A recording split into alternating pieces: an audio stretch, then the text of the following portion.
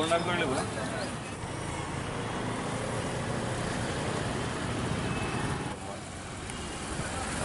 আজকে আপনাদের সামনে হয়েছি আমরা আচ্ছা চম্পকনগর কিংডম কোবরাপাড়া গত 29শে মে 2020 তারিখে ডাইনি অপবাদ দিয়ে এক মহিলাকে মারধর করা হয়েছিল।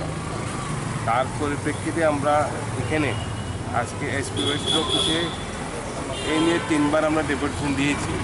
প্রথমবার ডেপুটেশন দিয়েছি গত 9/6/2020, এরপরে দিয়েছি 17/6/2020। আজকে আবার আমরা দিলাম। আসামি যখন আমরা প্রথম 2বার দিয়েছিলাম তখন বলেছিল আসামি অ্যারেস্ট হয়েছে, বেল্টও নিয়েছে। 6 জন আসামি অ্যারেস্ট হয়েছে বলেছিল, যা যা কেসে উল্লেখ ছিল।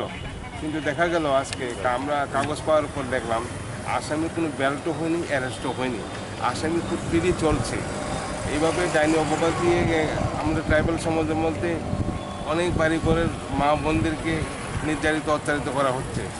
এইভাবে যদি তাদের কোনো শাস্তি যদি না হয় তাহলে সামনের দিন আরও বাড়বে।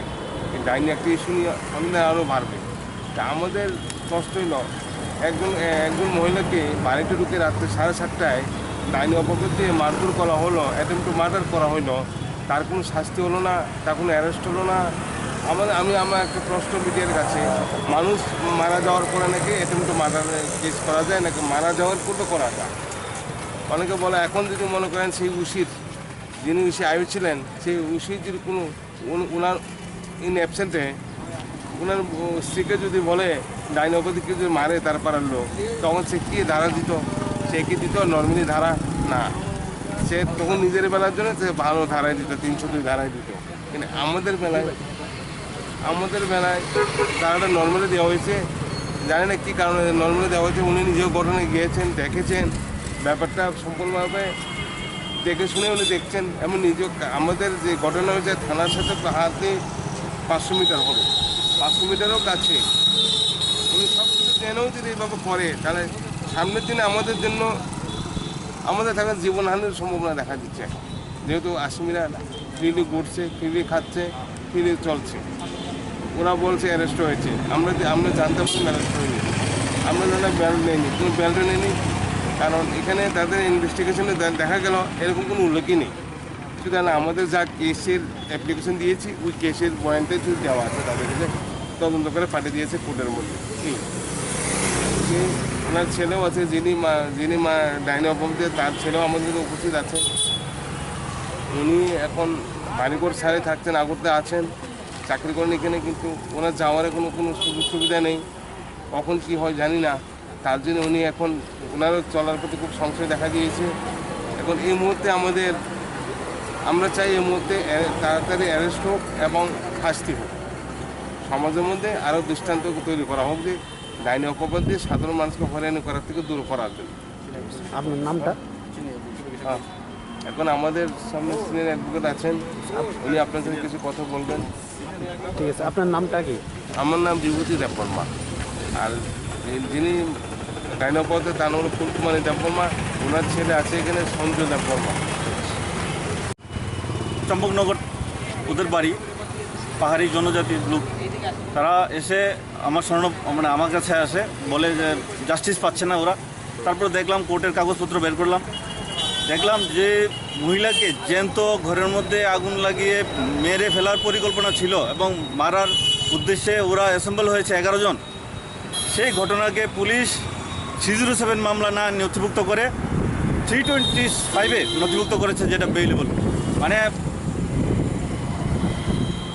একটা লঘুদণ্ডের যেটা মানে বড় দণ্ড হতে বা অপরাধ হয়েছে, সেখানে পুলিশ কম ধারায় রেজিস্ট্রি করেছে, যার ফলে পুলিশ বাঁকাবতে যারা আসামি তাদেরকে মুক্ত করে দিয়েছে।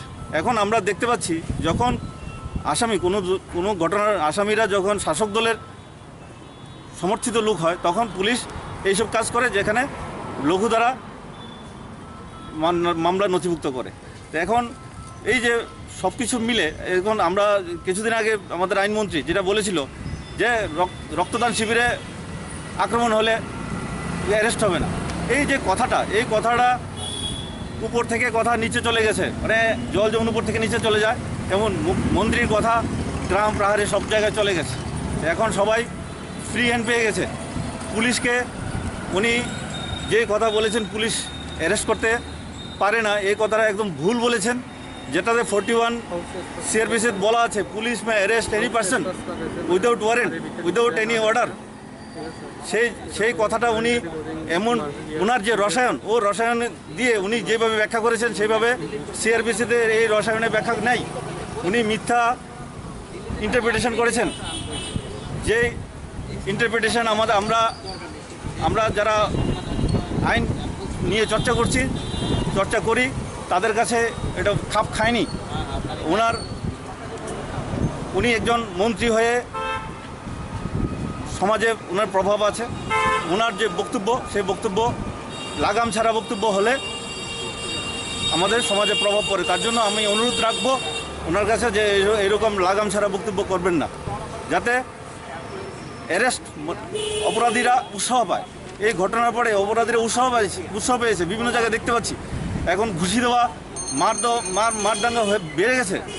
কারণ আপনি বলেছেন যে পুলিশ অ্যারেস্ট করতে পারেন, তাহলে মানুষ ভয় মুক্ত হয়ে গেছে। এবং পুলিশ ত্রিপুরার বুকে যে পুলিশের যে সুনাম ছিল, আগে ত্রিপুরার পুলিশের একটা সুনাম ছিল, কিন্তু আপনারা যেভাবে পুলিশকে পরিচালনা করছেন এখন ত্রিপুরা পুলিশের সুনাম নষ্ট হচ্ছে।